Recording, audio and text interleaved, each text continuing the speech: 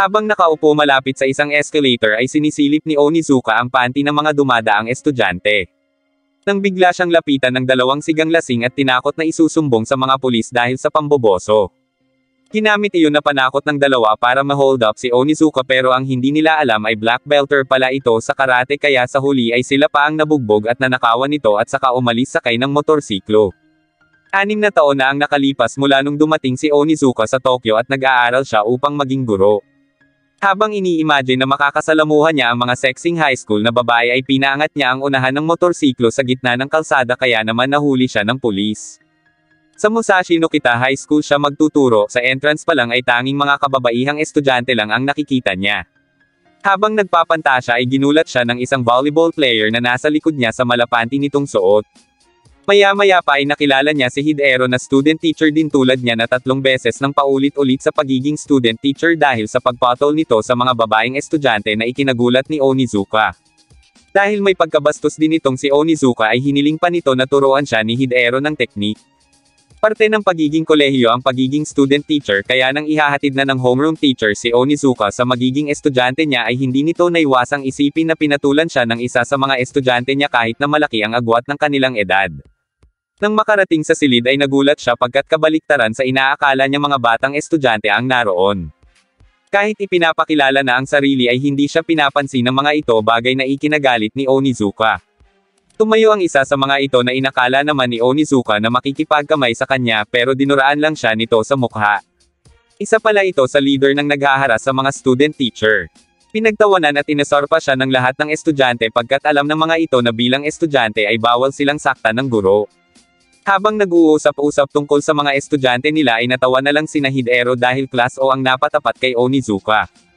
Nang sumunod na araw ay sinubukan ni Onizuka na magklase sa harap ng mga ito ngunit wala ni isa ang nakikinig sa kanya kaya galit na naman siya. Nang biglang tumayo ang isang babae na naintindihan pala ang mga sinabi niya tungkol kay Socrates, siya si Nanako.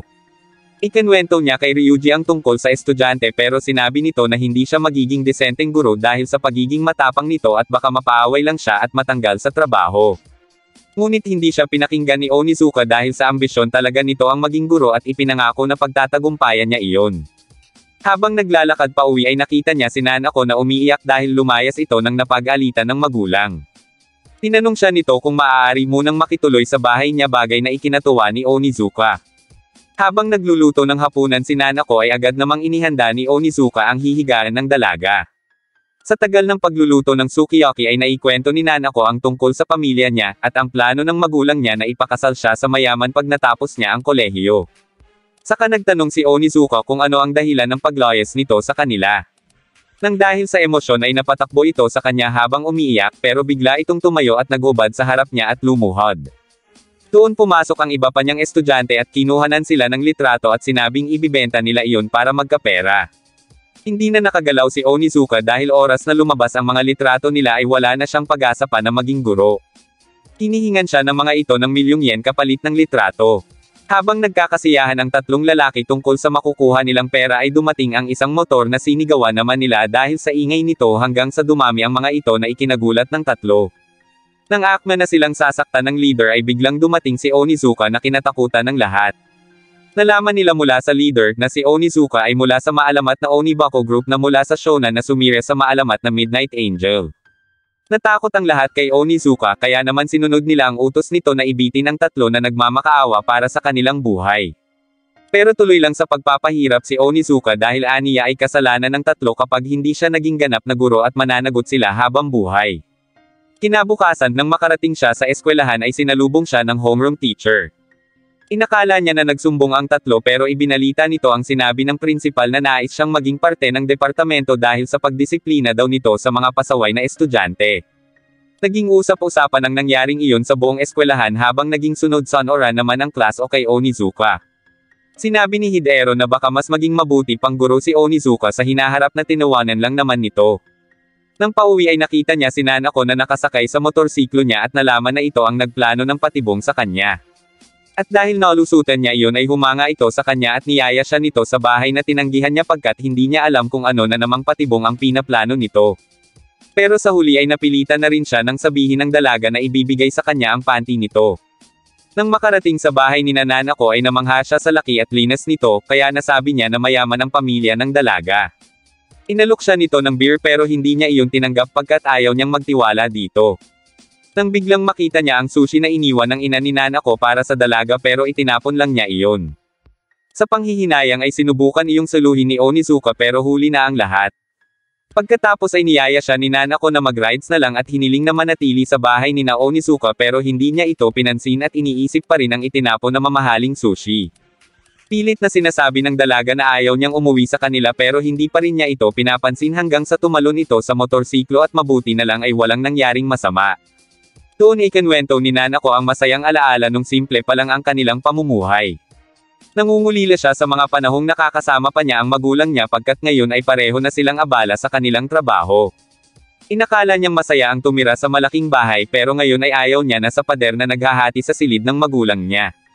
Pinayuhan ni Onizuka ang dalaga at sinabing walang sino man ang may kakayahang magbalik ng nakaraan kahit gaano pa iyon kaganda at saka nito sinabing umuwi na si Nanako. Habang nasa silid ay umiiyak siya habang naririnig ang pagtatalo ng kanyang mga magulang nang bigla niyang narinig ang boses ni Onizuka. Hindi makapaniwala ang magulang ni Nanako na si Onizuka ay guro ng dalaga hanggang sa lumabas ito ng kanyang silid.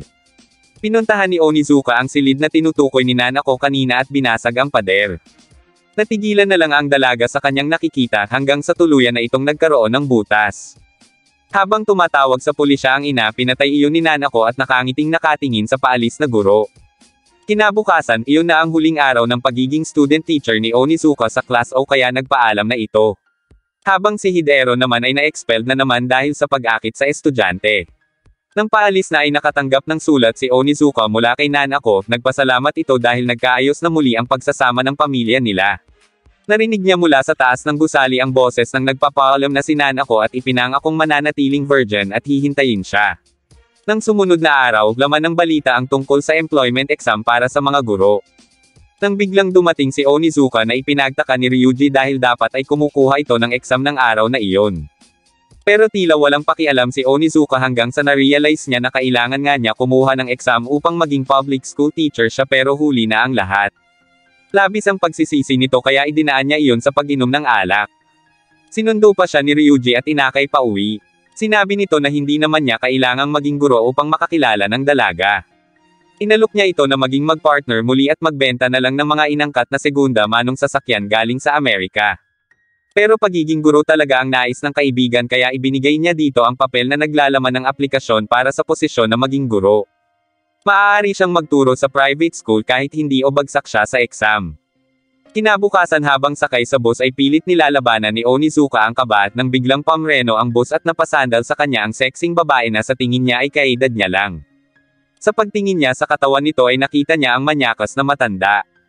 Sinipa niya ito palabas upang ipagtanggol ang babae kaya nagpasalamat ito sa kanya at nalaman niya na pareho pala sila ng interview sa iisang school. Nang tawagin na si Onizuka para sa interview ay napangiwi na lang siya nang makitang ang matandang sinipa niya ay ng vice principal ng Eurasia University. Nang basahin nito ang nakasulat sa resume niya ay hindi ito pasok para matanggap siya bilang guro sa university at ininsulto pa siya nito bago paalasin. Sa isip niya ay gusto na niyang suntukin ang matanda pero hindi niya iyon pwedeng gawin. Lumabas siyang umiiyak at nawalan na ng pag-asa. Dumiretso siya sa kantin para bumili ng kape at napakwento na siya sa tindera kung paano siya tawagin ng mga tao na basura mula pa pagkabata niya kaya ipinangako niya sa sarili na hindi niya iyon gagawin sa mga estudyante niya kapag naging guro siya. Narinig ni Fuyutsuki ang usapan nila. Nang biglang may dumating na tatlong galit na lalaki at hinahanap si Mr. Uchiyamada dahil sa pag-expel nito sa kanila. Pinuntahan iyon ng tindera at nina Onizuka, sinabi ng tindera na kung makakagawa ng mabuti si Onizuka ay baka magkaroon siya ng pagkakataong maging guro. Kaya agad na pinigilan ni Onizuka ang tatlo sa pananakit sa matanda, nagtago ito sa likod niya at sinabing ibibigay ang bakanteng posisyon na ina-applyan kung mapapaalis niya ang mga ito. Pero dahil sa mga pinagsasabi ni Mr. Uchiyamada at tinawag pang nabubulok na basura ang tatlong estudyante ay siya ang ibinalibag ni Onizuka na ikinagulat ng lahat ng naroon. Iyon ay dahil sa pangmamaliit nito sa mga estudyante kaya nawawalan ng kumpiyansa sa sarili ang mga ito. At kung ganoon din lang ang klase ng guro na gusto nila ay tinatanggihan niya na ang alok nilang posisyon. Nagtrabaho na lang si Onizuka bilang isang truck driver. Samantala, nagpunta si Fuyutsuki sa opisinang pinagtatrabahoan ni Onizuka at nakausap niya si Ryuji. Pinatawagan niya si Onizuka upang ibalita na magkakaroon siya ng final interview mamayang alas 6 ng hapon sa Holy Forest Academy. Pero dahil sa layo ng binyahe ni Onizuka na umaabot sa 8 oras ay imposibleng makarating siya sa interview, pero si Onizuka ang klase ng tao na hindi sumusuko basta-basta dahil ginagawa niya posible ang imposible.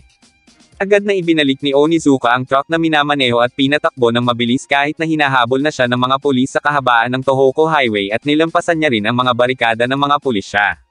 Narating niya ang Holy Forest Academy pero nahuli na siya sa itinakdang oras ng interview. Nang biglang dumating ang chairwoman ng school na si Raiko Sakurai. Naghintay ito sa kanya pagkat alam nito na darating siya. Namukan ito ni Onizuka na tindera sa kantin kanina kaya laking gulat niya nang malaman na ito pala ang chairwoman at nagpapanggap talaga itong ibang tao para mag-observe sa school. Saglit nitong binasa ang resume ni Onizuka at agad ay tinanggap na ito bilang guro. Hindi makapaniwala si Onizuka sa mabilis na pagtanggap nito sa kanya sa pretihiyosong eskwelahang iyon. Pero kasama sa concern ng chairperson ang mapatino ang mga estudyante bagay na hindi nila magawa. Nais niyang ipagpatuloy ni Onizuka ang nagawa niya sa Class O. Ngayon ay ganap ng guro si Onizuka, at sa paglabas niya ay binati siya ni Ryuji at ni Fuyutsuki na nakapasa rin bilang guro sa eskwelahang iyon. Sa loob ng opisina ay binanggit ng isang lalaki ang tungkol sa isang section na balak pahawakan ng chairwoman kay Onizuka.